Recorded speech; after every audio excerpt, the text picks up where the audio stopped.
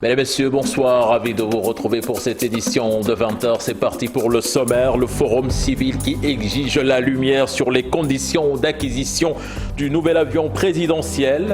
À propos de cette affaire, nous avons donné la parole à un ancien mécanicien d'Air Afrique. Bou El Mokhtar Doucouré relativise sur la question de la vétusté d'un avion. Vous l'entendrez dans ce journal. Le verdict connu dans l'affaire des supposés convoyeurs du jeune Doudou Faye, Lamine Gueye, est condamné à 8 mois de prison ferme. Omar Gueye relaxé pour manque de preuves. À suivre les détails dans cette édition. À Ziguinchor, la plateforme Doina dans la rue, ses membres et sympathisants ont réclamé de meilleures conditions de travail à l'hôpital régional de Ziguinchor, où ils ont remis en mémorandum au préfet des allumettes dites magiques qui font le buzz sur la toile sénégalaise avec un pouvoir de rendre fou amoureux son conjoint. Le sociologue Khalifa Diagne l'assimile à une crise de confiance de la gente féminine. Vous l'entendrez également dans ce 20h. Et puis en sport, Aliou Cissé prône la continuité en équipe nationale. Le sélectionneur des Lions du Sénégal fait pratiquement confiance au même groupe renforcé par les retours d'Ismaïla Sarr, Lamine Gassama, Habib Diallo, entre autres. Ce sera face à la Zambie et le Cap-Vert en match amical. Et puis en athlétisme, les championnats régionaux ont vécu ce week-end. Le président de la Ligue de Dakar, satisfait des résultats, tout de même lancé en cri du cœur pour l'acquisition de bonnes infrastructures. Vous l'entendrez également dans ce 20h. Voilà le sommaire de cette édition. Tout de suite le développement.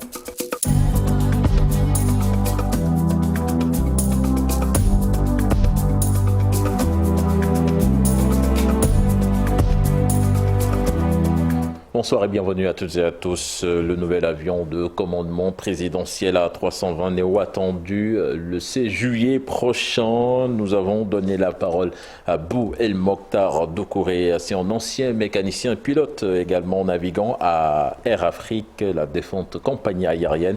Il relativise dans cet entretien avec nos reporters la vétusté d'un avion. À Chertiop Mardia, Mohamed Dien plutôt. Le Sénégal va réceptionner le 16 juillet prochain auprès de la compagnie Airbus un nouvel avion de commandement présidentiel A320 Neo. Bou El Mokhtar Doucouré, l'ancien mécanicien navigant, tient le tableau de bord. C'est une famille d'avions qui comprend l'A319, l'A320, l'A321.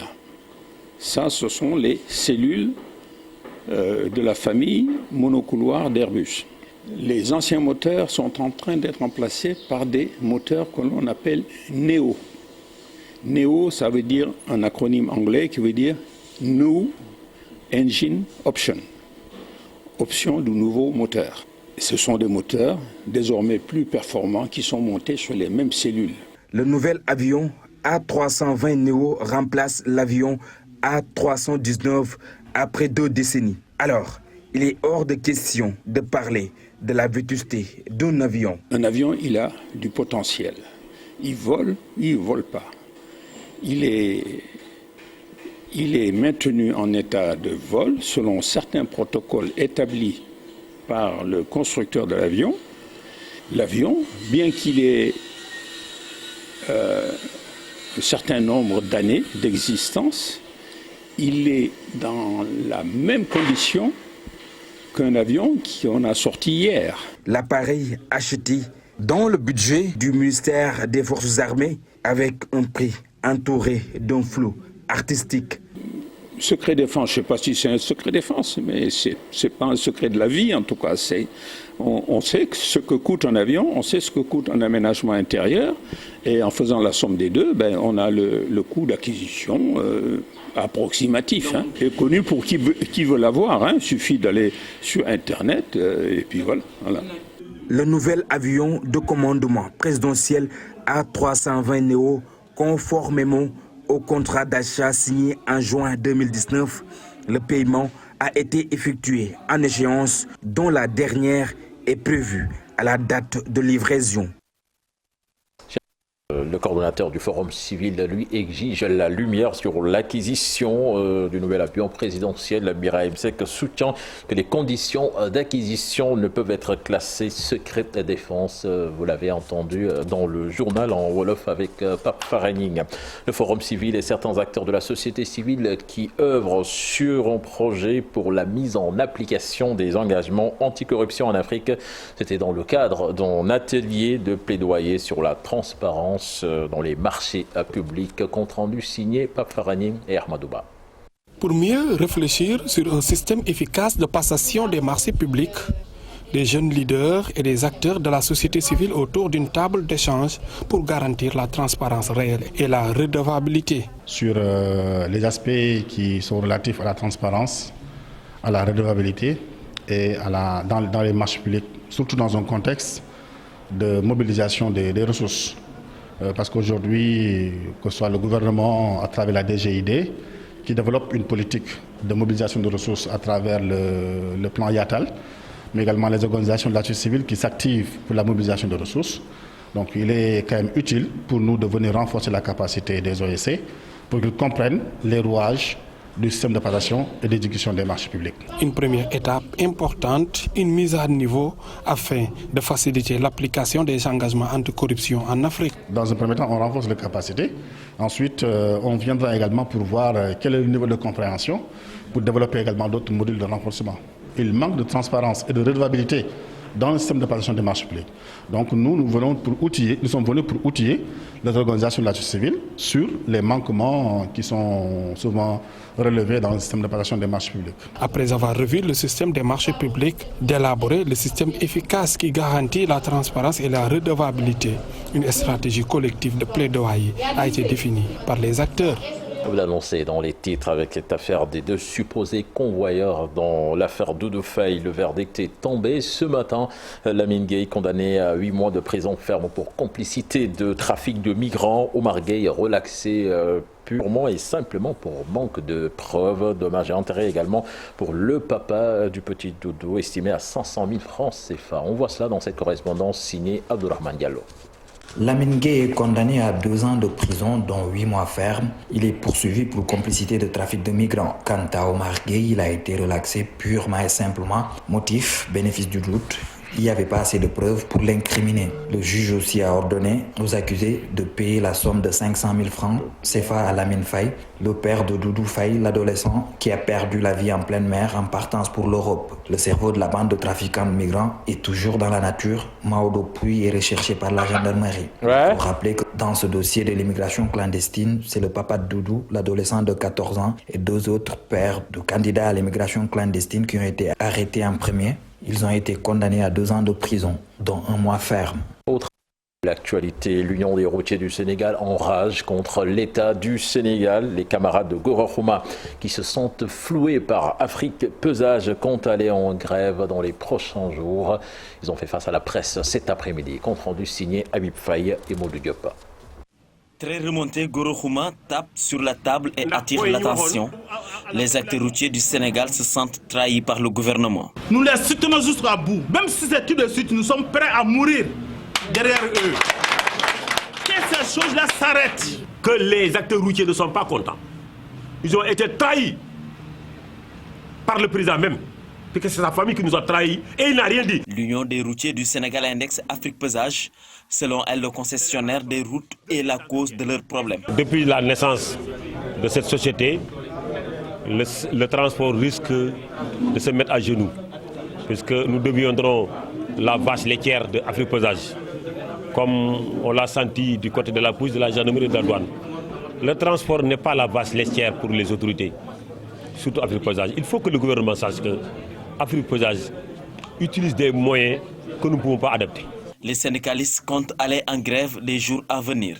Nous allons faire une réflexion profonde, contacter tous les acteurs routiers, transporteurs, pour qu'on puisse prendre une date ensemble, pour aller en grève ensemble.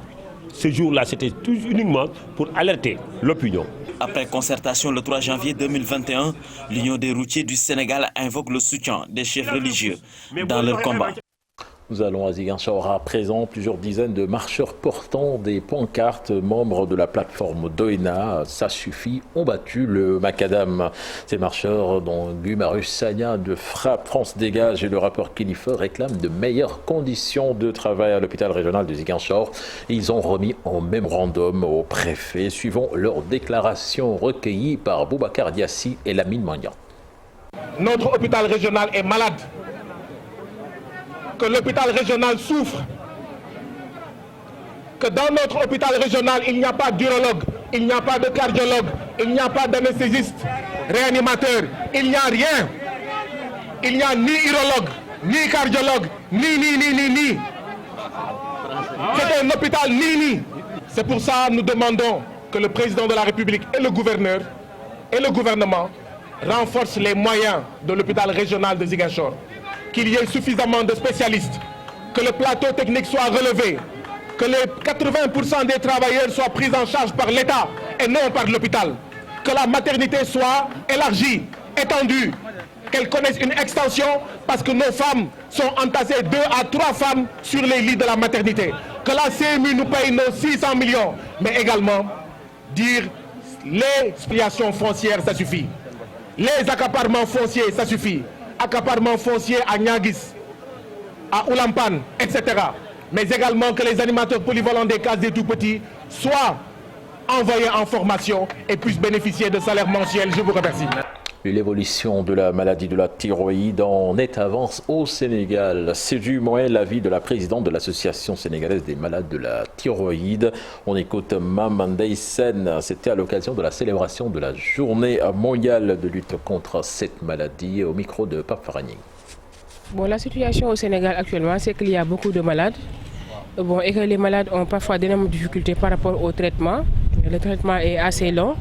Le traitement aussi est cher. Il y a les analyses, il y a les traitements, il y a les médicaments et autres. Et bon, les malades qui n'ont vraiment pas les moyens peinent à s'en sortir. On est en train aussi de sensibiliser aussi la population pour un diagnostic précoce. Parce que ça permettrait vraiment de prendre très tôt en charge la maladie et d'en venir à bout. Parce que beaucoup de malades, souvent, avant de déceler la maladie, ont d'énormes problèmes. Ils font le tour des hôpitaux. Ce n'est que quand les signes apparents sortent qu'ils se rendent compte qu'effectivement qu'il a la maladie soit de Bazo ou l'hypothyroïdie. Et là, beaucoup de temps sont perdus, beaucoup d'argent, beaucoup d'énergie et beaucoup de stress aussi. Parce qu'il y a des gens qui, on les amène, on le dit parfois, ils sont fous. Il y a d'autres qu'on dit, ils sont damnés.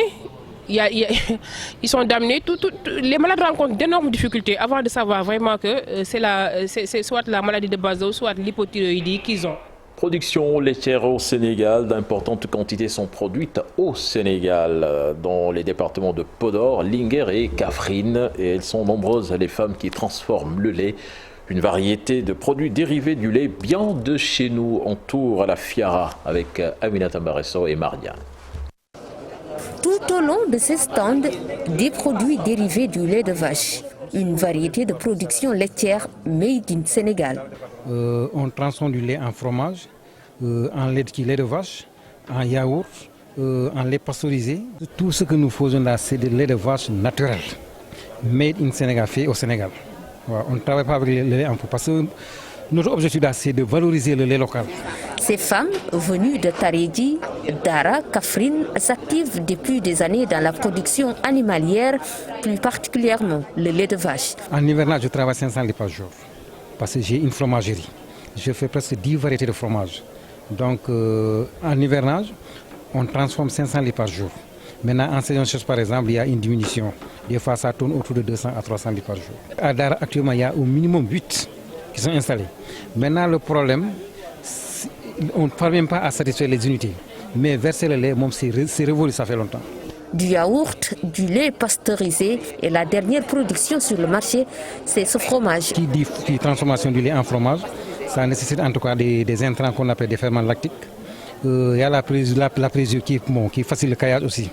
Donc il y a des moules, il te faut en tout cas un thermomètre et d'autres ustensiles. Toute une variété de produits dérivés du lait pour accompagner nos plats. Ces femmes souffrent par contre d'un problème de labellisation.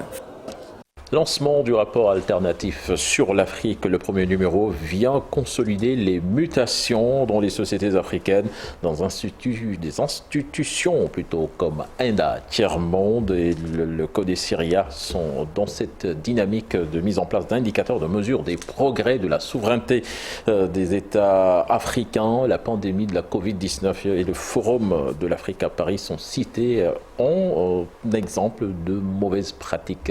C'est ce que nous allons voir dans ce sujet signé Maïmouna Ndiaye et Pape Sangoné Bali. Ils sont des universitaires, chercheurs, diplomates entre autres. Plusieurs figures, vision commune, militer pour la souveraineté de l'Afrique. Donc le rapport veut se positionner sur des questions de ce type et donc cherche à véritablement influencer les politiques au niveau national, au niveau continental. Ce rapport alternatif sur l'Afrique s'articule autour de cet axe, la gestion de la pandémie Covid-19 évoquée amplement. Les crises que nous connaissons aujourd'hui, notamment la crise du Covid, qui a été d'abord un révélateur des insuffisances que nos pays vivent en termes de souveraineté, qui nous permet également d'élaborer de manière décomplexée des projets, des programmes qui sont plus conformes aux intérêts des Africains. Le Forum de l'Afrique à Paris a aussi attiré l'attention des auteurs du RASA. Nous avons mal travaillé, nous sommes incapables de mobiliser suffisamment les ressources sur tout le continent. Nous avons mal à avoir une bonne fiscalité qui permette de collecter les ressources pour le financement de notre développement. Et évidemment, c'est dans ce contexte qu'ils sont allés chercher de l'aide. Parmi les recommandations du rapport, la souveraineté monétaire, ce qui nécessite la mobilisation de ressources réelles selon ces chercheurs. Vous l'annoncez dans les titres de ce 20h, des allumettes dites magiques vendues à 700 francs CFA l'unité et qui permettent à l'utilisateur d'atteindre mystiquement afin de rendre fou amoureux sa femme ou son homme, un sujet qui fait le buzz sur la toile sénégalaise en ce moment, un phénomène qui, selon le sociologue Khalifa Diagne, relève plutôt d'une crise de confiance de la gente féminine et un type de comportement banni par l'islam. C'est ce que vous allez voir dans ce reportage signé Fatou Bintou Conté et Tierno Laurent Mendy. Mais vous faites admettre de faire ay sey légui mom xana kon birike mom doto tas ba kër ngay dé. Consolider une relation et attirer son partenaire ou prétendant, il suffit juste d'acheter des allumettes à 7500 francs. Vendues en ligne par une société, ces allumettes mystiques révèlent combien les Sénégalaises aiment le charlatanisme. Souvent, c'est de l'arnaque. Une personne consciente ne doit pas croire à ces choses. Vraiment, c'est de l'arnaque tout simplement. Pour ce sociologue, on remarque de plus en plus une crise de confiance en soi chez la gente féminine sénégalaise qui fait que ces promotrices de brandy trouvent une facilité à les arnaquer. On peut dire que cette question également prouve à quel niveau les femmes manquent de confiance en elles-mêmes dans le cadre des méthodes qu'elles utilisent pour résoudre leurs problèmes de couple. Elles cherchent toujours des facteurs qui sont externes au couple. Or, le plus souvent, les raisons sont des raisons objectives. Ça veut dire que l'origine des conflits dans les couples peuvent être trouvées à l'intérieur des couples, non pas en dehors. En tout cas, l'islam aborde ce type de comportement. Loolu nag phénomène boobu nga gis naa ko ci réseaux sociaux yi muy ci Facebook gis naa ñuy kos mais man dama doon yaakaar ne dañuy jaay almet rek waaye yaakaaruma woon ne dañu egg ci. Je l'ai vu sur les réseaux sociaux. Je pensais que les gens vendaient des allumettes tout simplement. Je ne pensais pas que les gens pouvaient croire à la puissance d'une allumette sur l'amour. Un musulman doit éviter de fréquenter ce type de personnes. Cela est en déphasage avec les préceptes de l'islam. Nekkul loo xamante ni charia cautionné na ko te lépp loo xamante ni charia cautionné wu ko la gën ci jullit bi mooy mu bàyyi ko. La fragilité psychologique des femmes face à leurs problèmes de couple fait que toute solution est la bienvenue et les arnaquer devient facile. Il faut utiliser 7 brins d'allumettes en même temps, 7 brins yi ngay jël. Après li ci des da ngeen di ñëw inbox.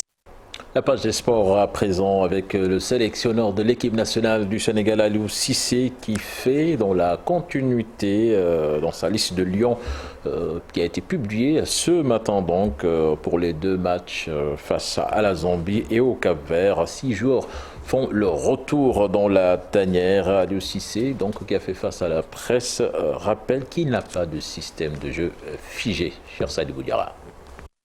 Aliou Cissé reprend presque les mêmes. Le sélectionneur convoque 26 lions avec les retours de Lamine Gassama, Ismaïla Sarr et Boulaye Dia pour les rencontres amicales face à la Zambie et le Cap-Vert du début du mois de juin. Des bons adversaires. Quand on prend la Zambie, c'est une équipe quand même assez joueuse. C'est une équipe qui a aujourd'hui en son sein 2 garçons intéressants, dont Paxson de la Zambie, qui est en reconstruction, mais qui a quand même des joueurs assez intéressants. Le Cap-Vert, c'est une vieille connaissance. On le connaît aussi depuis 2018, lors de ces éliminatoires de la Coupe du Monde en Russie. On a eu à jouer 2 fois contre eux. Entre-temps, beaucoup de choses se sont passées. Ils ont changé de staff, ils ont changé d'entraîneur. Une liste des lions qui risque de connaître un petit changement. Habib Diallo qui a quelques problèmes avec son genou. Il sera là pour venir constater sa blessure et à ce poste-là, nous sommes en train de prévoir peut-être un garçon comme Sima, que je connais moi et que j'ai envie de voir sur ces genres de rencontres-là. Balo Touré, qui est incertain aussi, qui a reçu un coup il y a 15 jours.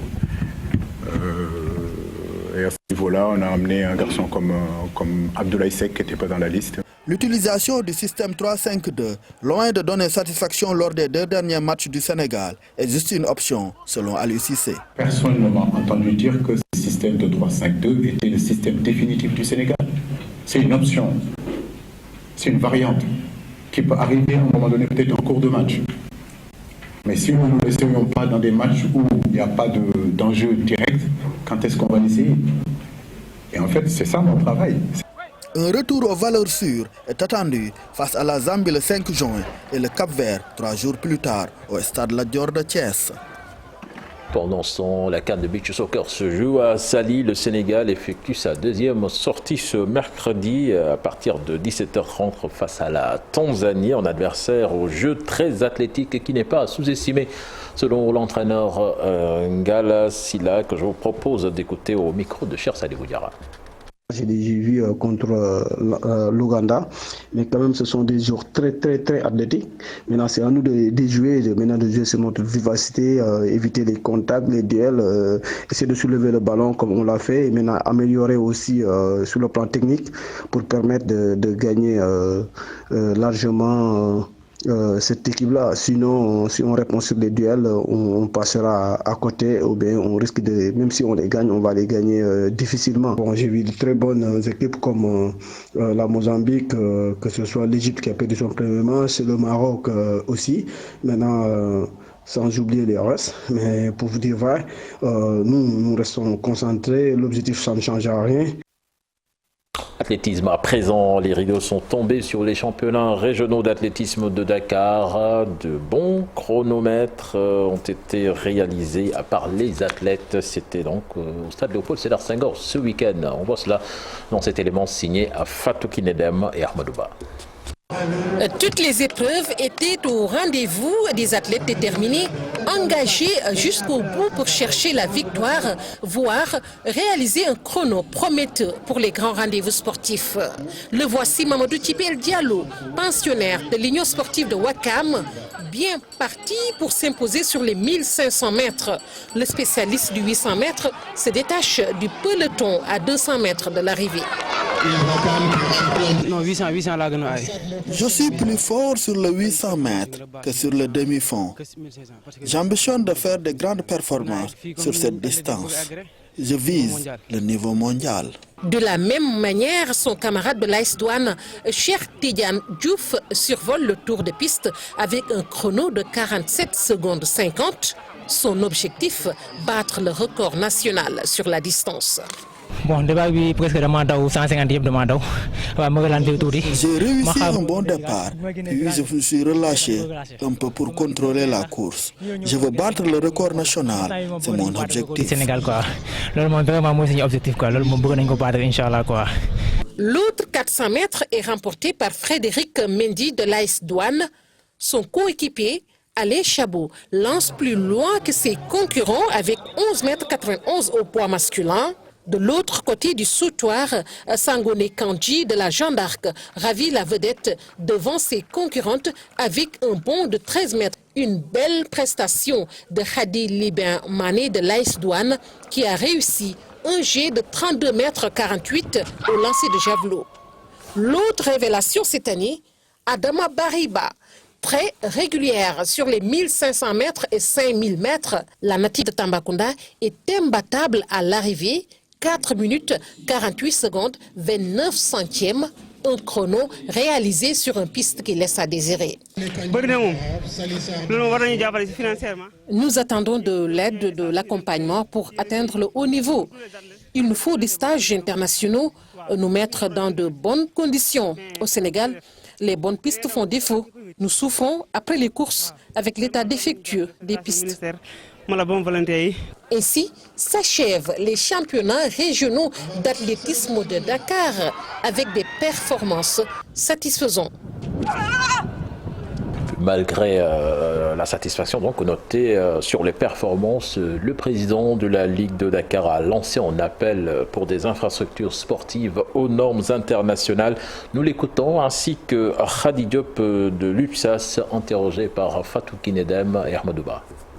Aujourd'hui, on a des performances qui sont en train de tomber, et ça nous encourage. Donc on a ciblé des jeunes dans toutes les régions du Sénégal qu'on est en train de former sur le plan local, mais à l'avenir, il est question de les regrouper sur le plan national afin de les mettre dans les conditions de performance. Dans les conditions normales, on ne devrait même pas compétir ici dans ce stade. Nous avons reçu récemment une note du directeur du stade nous interdisant d'arpenter un peu les gradins. On ne peut pas le faire. Aujourd'hui, on se limite ici au niveau de la main courante, mais nous avons besoin de visibilité. Si vraiment il y avait beaucoup de monde au niveau des gradins, il y aura de la visibilité et ça va attirer davantage les sponsors. Le terrain du stade Léopold Sédar Senghor est un terrain qui actuellement qui ne permet de faire une performance quand même. Mais j'ai vu que les athlètes sont donnés à fond. Ils ont d'eux-mêmes, ils sont donnés entièrement pour donner ces performances-là. Je crois bien qu'à l'avenir, nous souhaitons vraiment que sur ces efforts, que les États nous aident quand même. Hein, parce que là, c'est la première discipline mondiale. Nous souhaitons avoir dans ce pays-là des infrastructures qui nous permettent de réaliser notre rêve quand même. Avant l'actualité internationale, ce communiqué du ministère des Affaires étrangères du Sénégal avec le secrétaire général de l'Organisation des Nations Unies, Antonio Guterres, qui vient de porter son choix sur le général d'armée aérienne Biram Diop, ancien chef d'état-major général des armées de la République du Sénégal, comme conseiller militaire au département des opérations de paix de l'ONU. Le ministère des Affaires étrangères des Sénégalais de l'extérieur donc se réjouit de cette importante nomination dans un communiqué qui nous est parvenu. Le reste de l'actualité internationale avec les dirigeants européens qui ont condamné l'arrestation du président du Mali et de son premier ministre, des habitants de Goma en RDC qui ont trouvé refuge dans une ONG chrétienne pour se prémunir d'une nouvelle éruption du volcan Nyiragongo. Et puis le chef de la diplomatie américaine en visite au Proche-Orient, indésirable à Ramallah en Palestine. On voit cela avec Daniel Diouf. La crise malienne s'est invitée au sommet européen de Bruxelles ce mardi.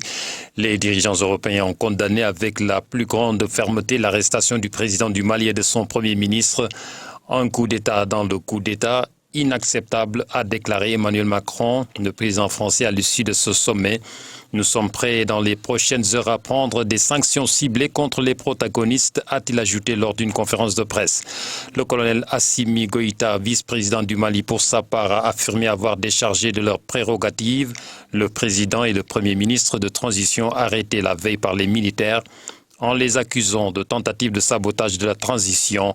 Il a aussi assuré que les élections se tiendront en 2022. Ces images de plusieurs habitants de Goma en RDC qui ont trouvé refuge dans une ONG chrétienne située à 30 km de la ville. Ils craignent de se faire surprendre par une nouvelle éruption du volcan Nyiragongo. Des centaines d'autres ont afflué au port de Goma pour embarquer à destination de Bukavu. Ce mardi, de forts tremblements de terre ont secoué la ville rwandaise de Gisenyi à la frontière avec Goma. Des secousses allant jusqu'à une magnitude de 5,3. Entre 900 et 2500 habitations ont été détruites par la lave. Devant l'affluence, les responsables de l'ONG chrétienne qui abrite ces déplacés craignent une pénurie des besoins de première nécessité et appellent à l'aide humanitaire. Et puis au Proche-Orient, ce mardi, le chef de la diplomatie américaine a rencontré le Premier ministre israélien Benjamin Netanyahou. Il s'est ensuite rendu en Cisjordanie, en territoire occupé, pour s'entretenir avec le président de l'autorité palestinienne Mahmoud Abbas. La visite s'est poursuivie en Égypte et en Jordanie. Une tournée express pour consolider le cessez-le-feu entre Israël et le Hamas. Seulement, un groupe de Palestiniens pas contents de cette visite a dénoncé le fait qu'Anthony Blinken vient négocier avec Mahmoud Abbas, un leader corrompu, sans pouvoir, selon ces jeunes. Ils auraient souhaité que le chef de la diplomatie américaine vienne écouter la jeune génération. Voilà, c'était le dernier élément de ce 20h. Excellente suite des programmes en compagnie de la télé Futur Média. À présent, la deuxième partie de Soir d'Info avec vous, Papa Abdoulaye Der. Merci.